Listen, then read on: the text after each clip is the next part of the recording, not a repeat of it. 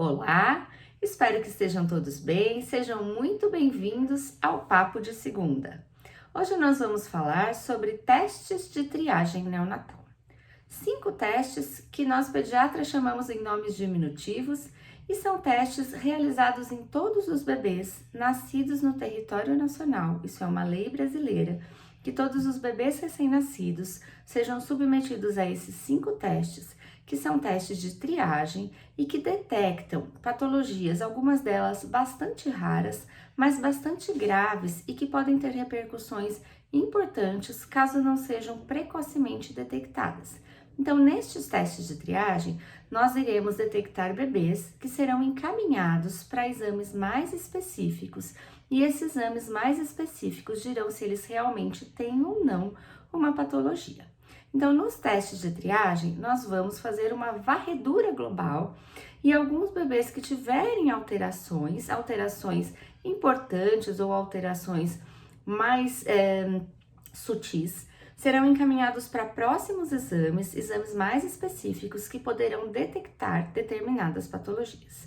Então, os 5 testes são teste do pezinho, teste da orelhinha, teste da linguinha, teste do coraçãozinho e teste do olhinho. No teste do pezinho, nós fazemos uma punção no calcânio do bebê e retiramos pequenas gotas de sangue que são colocadas em um papel de filtro.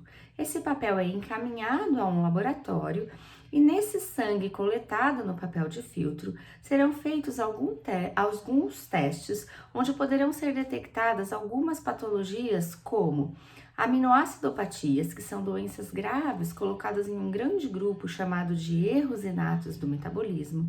Poderão ser detectadas algumas deficiências de vitaminas, enzimas, algumas alterações da hemoglobina, que são consideradas como hemoglobinopatias.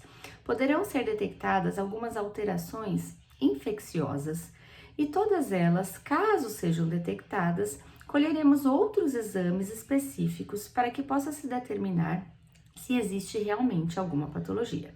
Então, caso o seu exame de triagem venha alterado, quando a gente colhe na maternidade, a gente entrega para os pais um papel ou uma senha, através do qual o pai vai conseguir o resultado do exame, que será levado para o seu pediatra de segmento ainda no primeiro mês de vida. E o pediatra de segmento, se detectar alguma alteração nesse teste, irá encaminhar o bebê para um próximo exame mais específico, para determinar se ele realmente tem ou não alguma dessas patologias. No segundo teste, chamado teste da orelhinha, a fonoaudióloga examina esse bebê e faz um teste com emissões otoacústicas, no qual existe a emissão de uma onda sonora e a captação de volta desta mesma onda sonora. Também um teste de triagem que, quando é alterado, o bebê é encaminhado para um outro exame mais específico de audiometria. No terceiro teste, o teste da linguinha, o pediatra faz uma avaliação inicial e pode ou não encaminhar esse bebê para uma fonoaudióloga, que vai fazer uma avaliação de uma patologia chamada anquiloglossia. Existem alguns bebês que nascem com uma pele nessa região, embaixo da língua, que nós chamamos de frênulo lingual. Em alguns bebês, esse frênulo é mais grosso e musculoso, ou mesmo sendo fino, ele é mais anteriorizado, e isso dificulta a movimentação da língua do bebê, o que pode ter repercussão na amamentação. Então, esse bebê não vai conseguir movimentar a língua de uma forma livre, isso pode ter um impacto na amamentação ao seio materno. Ou, em alguns bebês, mesmo não tendo impacto nesse momento na amamentação, o bebê conseguindo mamar bem, esse freio pode ter um impacto futuramente quando o bebê for comer na introdução alimentar ou ainda mais à frente com distúrbios da fala. Então, quando é detectado que existe um freio que impede a movimentação da língua, nós acionamos um cirurgião pediátrico ou um odontopediatra para que possa ser feita um procedimento chamado frenotomia, onde esse freio é seccionado. No quarto teste, o teste do coraçãozinho, nós fazemos a saturação dos bebês, que nós chamamos de pré e pós-ductal. Então, nós medimos a saturação do bebê na mão direita e em algum outro membro e verificamos se existe um diferencial significativo.